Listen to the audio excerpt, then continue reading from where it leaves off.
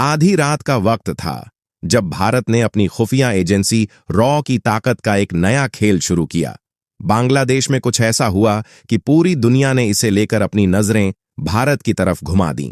जिस वक्त बांग्लादेश और पाकिस्तान की साजिशें दुनिया से छुपी हुई थीं, उसी वक्त भारत के राफेल और तेजस ने बांग्लादेश की सीमाओं को हिला दिया।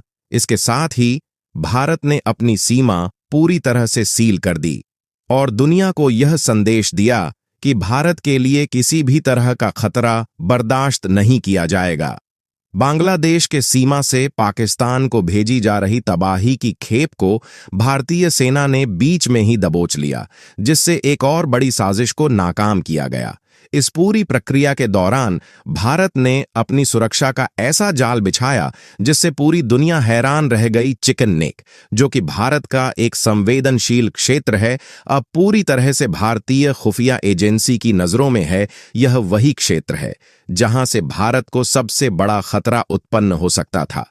जब यह खबर आई कि बांग्लादेश पाकिस्तान के साथ मिलकर भारत के खिलाफ साजिशें रच रहा है, तो यह तय हो गया कि भारत को अब और सतर्क होना पड़ेगा।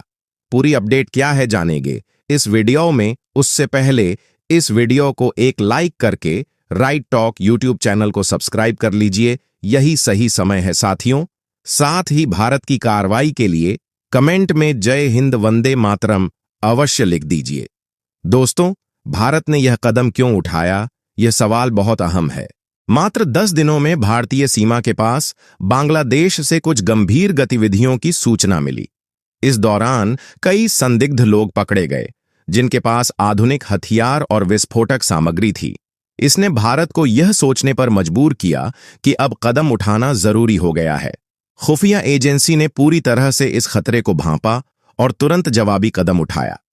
सबसे महत्वपूर्ण बात यह है कि भारत ने चिकन नेक की सुरक्षा को प्राथमिकता दी, और यह वह क्षेत्र है जहां से भारत को सबसे बड़ा खतरा उत्पन्न हो सकता था।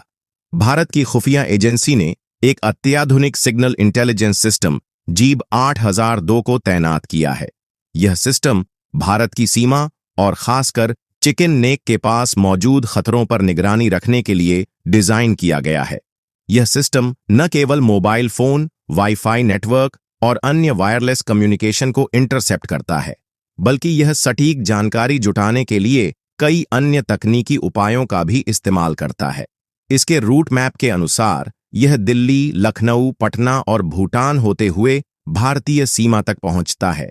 यह सिस्टम भारतीय खुफिया एजेंसी को अत्यधिक सटीक और विस्तृत जानकारी प्रदान करता है, जिससे वह किसी भी संभावित खतरे से निपटने में सक्षम हो पाती है।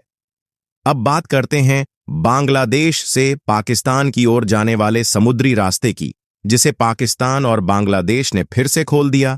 53 सालों के बाद यह समुद्री रास्ता फिर से शुरू हुआ, लेकिन जैसा कि सभी को डर था, पाकिस्तान ने इस रास्ते का इस्तेमाल भारत के खिलाफ किया। एक पाकिस्तानी कार्गो शिप में विस्फोटक सामग्री भरी गई और वह बांग्लादेश भेजी जा रही थी। यह विस्फोटक खास तौर पर भारत को निशाना बनाने के लिए भेजा जा रहा था, लेकिन बांग्लादेश के नौसेना अधिकारियों की तत्परता के कारण वह कंटेनर सील कर दिया गया। हालांकि यह केवल शुरुआत थी। सवाल यह उठता है कि क्या इसी तरह के और भी विस्फोटक कंटेनर बांग्लादेश भेजे जा रहे हैं? अगर भारत को ऐसा कोई कंटेनर मिलता तो वह उसे तुरंत लॉक कर देता और सभी डिटेल्स निकालने की कोशिश करता, लेकिन मामला और जटिल हो गया। जब कुछ समय बाद उसी कंटेनर को बिना किसी जांच के रिलीज कर दिया गया, इस पर कोई स्पष्ट जानकारी नहीं दी गई कि इसे किसने भेजा और क्यों भेजा गया। यह पूरी घटना एक बड़ा सवाल खड़ा करती है। भारत को इस प्रकार की गतिविधियों से अधिक सतर्क रहने की आवश्यकता है। पाकिस्तान और बांग्लादेश के बीच जो हो रहा है, वह भारत के लिए गंभीर खतरे का संकेत है। इसके अलावा बांग्लादेश में अल्पसंख्यक हिंदू समुदाय के खिलाफ हिंसा की घटनाएं लगातार बढ़ती जा रही हैं। इस हिंसा को लेकर अंतर्राष्ट्रीय समुदाय में भी चिंता फैलने लगी है। हिंदू समुदाय के धार्मिक स्थलों पर हमलों की संख्या में लगातार वृद्धि हो रही है। रिपोर्ट्स के अनुसार 5 अगस्त 2024 से लेकर 21 दिसंबर 2024 तक बांग्लादेश में 51 बार अल्पसंख्यक हिंदू समुदाय के धार्मिक स्थलों पर हमले किए गए हैं। इसके अलावा एकजुट होकर भारत सरकार से मदद की गुहार लगाई जा रही है। यह मुद्दा अब केवल भारत के लिए ही नहीं, बल्कि अंतर्राष्ट्रीय समुदाय के लिए भी एक चिंता का कारण बन चुका है। अब भारत को इस स्थिति में किसी भी प्रकार की लापरवाही नहीं बरतनी चाहिए। बांग्लादेश में जो कुछ भी हो रहा है वह हमारे लिए एक चुनौती है और हमें इसे समझने की आवश्यकता है। यह भारत के लिए केवल एक रणनीतिक समस्या नहीं, बल्कि एक मानवाधिकार मुद्दा भी बन चुका है। भारत को इस पर प्रतिक्रिया देनी होगी और अपने अंतर्राष्ट्रीय संबंधों को ध्यान में रखते हुए बांग्लादेश के इस मुद्दे पर कदम उठाना होगा। भारत ने अपनी नौसेना को ताकतवर बनाने के लिए कई नई पनडुब्बियों की खरीद का फैसला किया है।